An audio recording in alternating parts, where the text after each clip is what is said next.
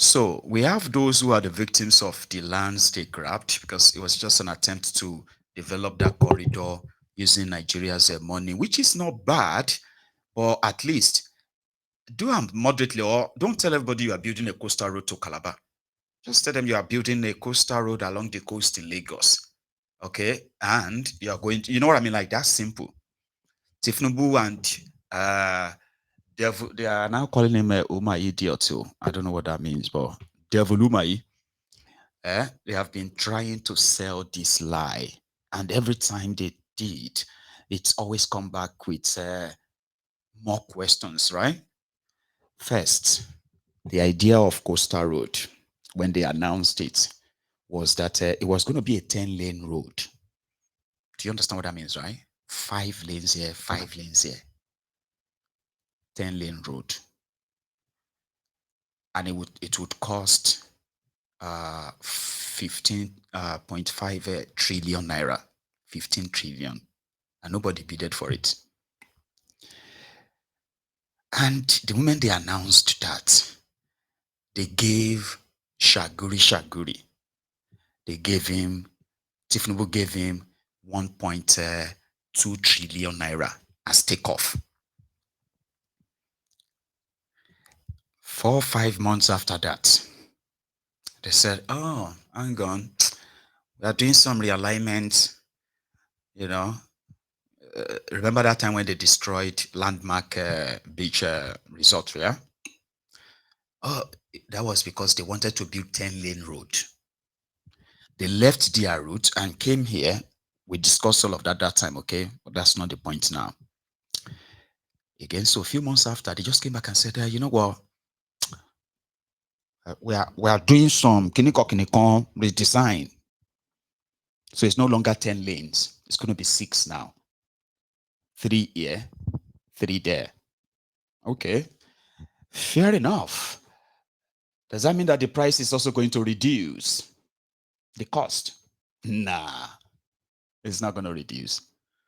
So the cost has now jumped up. So it is no longer going to be, around the $12.1 billion anymore.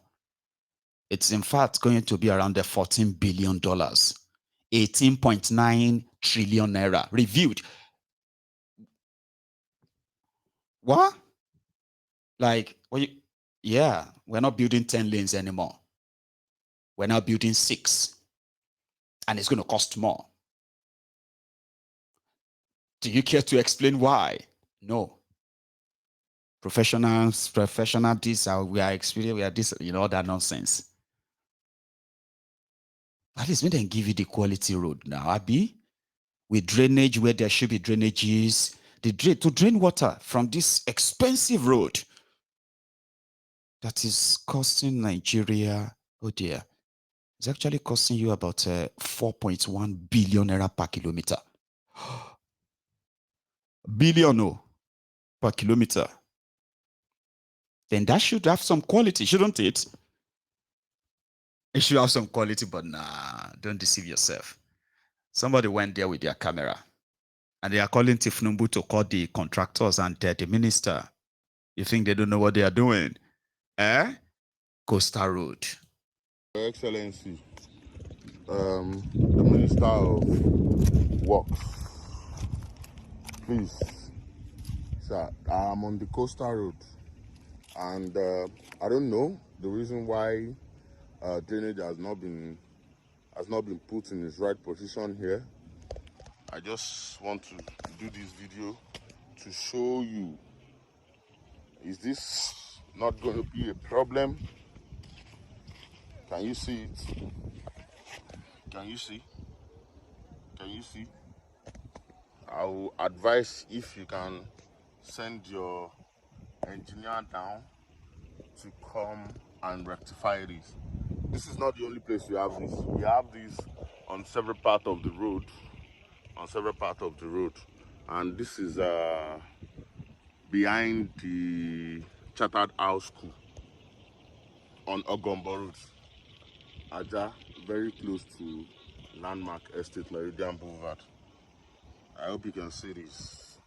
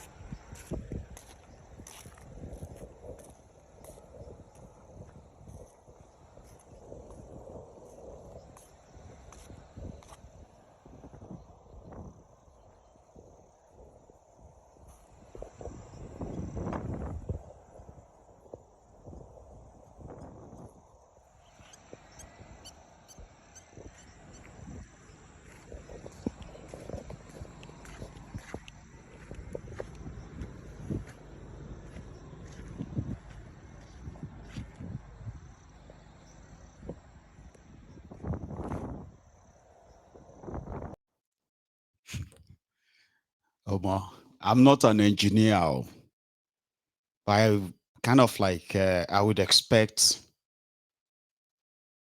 an expensive road to that is under construction, right? To have a better layout like what you just watched. That's the Jaku Jaku they are spending nearly $14 billion on that is not appropriated for. I mean, the National Assembly didn't appropriate for it. Tifnubu created a bogus piggy bank. And I don't even know how he's feeling it with, feeling it with money, but it's not okay. I think I do. Tifnubu created a piggy bank and he called it Presidential Infrastructural Fund. Do you understand? So Tifnubu can say they should come and build a toilet at the back of your fence if he so deem, and he will take the money from that place. There is no money in that place so per sale. That is why there is no appropriation for it. Loans. So they take loans and they have taken so much of that already that the Nigerian Naira has taken so much bashing that they have used propaganda to tell people that it's okay. It's all right. Don't listen to Mayegun, that one that is just, he just ate Ashiwaju. 200 naira to $1 is bad. 1,600 naira to $1 is good. It's a good economic reasoning and you get all just to get loans, all just for loans. Loans. So you go borrow, when they go borrowing, the people go sorrowing. And that is exact reflection in the society today. Everyone is feeling that. A lot of people will try to excuse it away. Or some will say it could be worse. Just to convince themselves that, it's not that bad. Yeah. All for what? All for substandard projects, fraudulent projects that generations will be, will be perpetually like in poverty. While these guys have already cashed out, the entire project abandoned, and another person that takes over from them will see it as a waste and won't want to continue, and just the cycle goes again. You need to break up that contraption to save the lives. And if you don't agree, no wahala, give it time. There is more. From where that come from, mind you, let me check again. Yeah, the line is open, okay, and you can indeed uh, be part of this conversation if you want to. Okay, they have deceived importers as local production, or should I say, local manufacturing up continue to struggle and struggle. While many of them depends on the imported raw materials, there are so many things that Nigeria imports that Nigeria has become the major, one of the countries, one of the major countries that rely so much on importation. And you know what that means in economics, right? If your government cares for you, there are places where they have to apply subsidy. You see this idea of them telling you that they will crash price. When you complain about things too expensive, this or that, and then they will say, "Oh yeah, we are going to crash price." And then you ask yourself that they say, everything will come down. Once we get in, everything will come. And then you ask them how. You see, one easiest way of is a two-way thing. So one easiest way of reducing cost of living is what your government allowed in. and how much excise duty they put on them. Because you shouldn't base your what do you call that thing again? Oh, they have this name for it. Like you shouldn't base your import policy. Is that what it's called? Yeah, import and export policies. You should never build it on profit. No. Or should I say, profit shouldn't be the primary reason why you set up policies for importation and exportation. Again, I'm not an expert, oh, I'm a layman. And you can reason with me because I'm not daft. All right? So just listen, I'll finish. So you have a country where 98% of what is consumed in that country is imported. So that's one window to determine what is imported and how much they go for. Now, if you decide that you don't want these things imported anymore because it can be produced locally, you can increase the excise duty, the import duty on it to discourage people from going there to go and bring them. Do you get that now?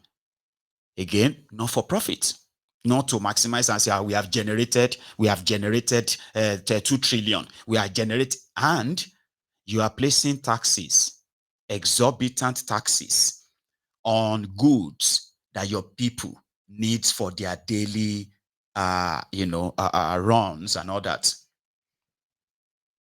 So you are primarily either going to stop people bringing them, and there's no replacement for them. And for those who can possibly still bring them, then the people will pay for it. That's the point. An importer, they decided to risk it and pay that much to bring anything into Nigeria as long as it is not illegal. Do you get me now? That pays it all knows that the consumers will bear it all.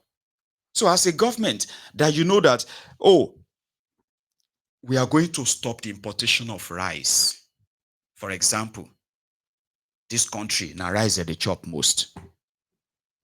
And the data says, Baba, no matter how much they sell rice, people will still consume it. So they cost you, but they will still cough out the money and pay. So we want to stop importation of rice. And then you decided to just go straight into mechanized farming, where you put together farmers, maybe thousands of them, and commission them to grow rice. You want them to grow 500,000 tons of rice, which means if the country consumes, let's say, 100,000 tons in a year, and you have farmers who are going to grow 500,000 tons with storage facilities, everything put in place.